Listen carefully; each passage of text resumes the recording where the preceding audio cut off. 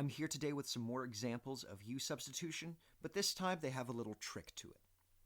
So let's say we want to find the integral of x times 3 minus 4x squared dx. What do we let be our u and what's our du? Well, it's a little tricky because there's not a perfect match, right? The derivative of 3 minus 4x squared is minus 8x, which looks really similar to what we already have, right? Because we already have a copy of x, we just need to multiply by minus 8. But this is where the trick falls into place. You see, if this is our u, then du is just minus 8x dx. And so we can rewrite this integral as the integral of u squared times x dx, which again isn't quite our du that we're looking for. But all we need to do is multiply by 1 in a clever way. So this integral here is the same as the integral of u squared times minus 1 over 8 times minus 8x dx. So we just multiplied the entire function. We threw in a negative 8 and a minus 1 over 8. So we're just multiplying by 1. We are not changing the value of the function. But now we have a minus 8x dx, which is exactly what we were looking for. So now we have the integral of minus 1/8 u squared du, which is something we know we can do. All we need to do is add 1 to the exponent, so we get u cubed, and then multiply by the reciprocal. So multiply by 1/3, so we get minus 1 over 24 plus c.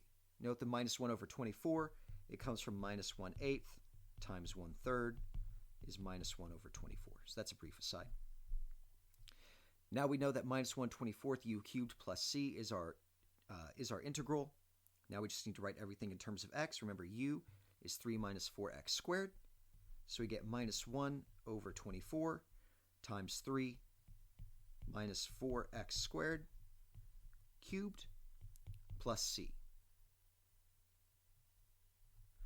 All right, one more example.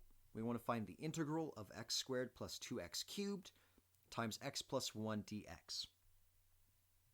So again, there's not a perfect one-to-one match of any part of this derivative looking like the other part, but if we let this be our u, then what we have is du dx is 2x plus 2, and so then du is 2x plus 2 dx, which we can factor out a 2, and we get 2 times x plus 1 dx, which looks really similar to this. So just like last time, we can multiply by 1 in a very clever way. So this integral up here becomes the integral of x squared plus 2x cubed times 1/2 times 2x plus 1 dx. And now we can write everything in terms of u.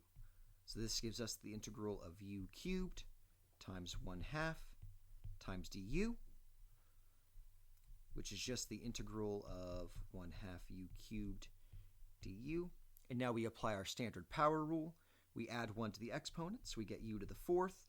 And then we multiply this coefficient, this 1/2, by the reciprocal of 4. So 1/2 times 1/4 plus c. And that gets us 1/8 u to the 4th plus c.